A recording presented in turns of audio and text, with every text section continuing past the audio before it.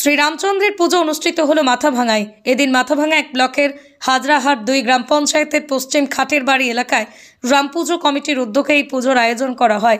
আয়োজক কমিটির পক্ষ থেকে জানান, প্রতি বছরই এলাকায় রামচন্দ্রের পুজোর আয়োজন করা হয়, সেই মতোই আজও তাদের পক্ষ থেকেই পুজোর আয়োজন। এদিন রাজনৈতিক দ্বন্দ্ব ভুলে এলাকার সমস্ত বাসিন্দারা মিলিত হয়ে পুজোয় মেতে ওঠেন। পুজো উপলক্ষে প্রসাদেরও আয়োজন করা হয় তাদের পক্ষ থেকে। तो एक दिन किसी ने मुझसे पूछा कि तुम्हारा घर कैसा होगा, तो मैंने कहा कि मेरा घर वैसा होगा जहां सबको आना पसंद होगा, जहां के पर्दों से छनती हुई सूरज की रोशनी का मेरे कमरे में बसेरा होगा।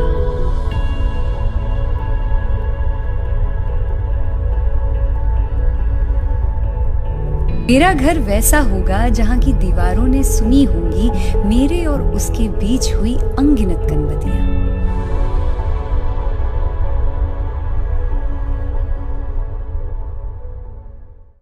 সকল সদস্যবৃন্দ সকলকে মিলেই রাম পূজা আজকে অনুষ্ঠিত হচ্ছে।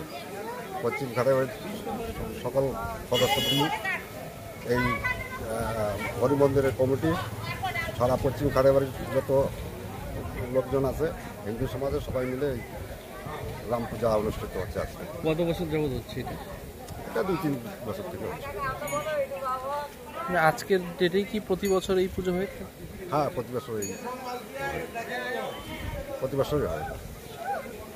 সকল গ্রামের লোকজনের উদ্যোগেই সবার কাছে চাঁদা কালেকশন করে করা হয়।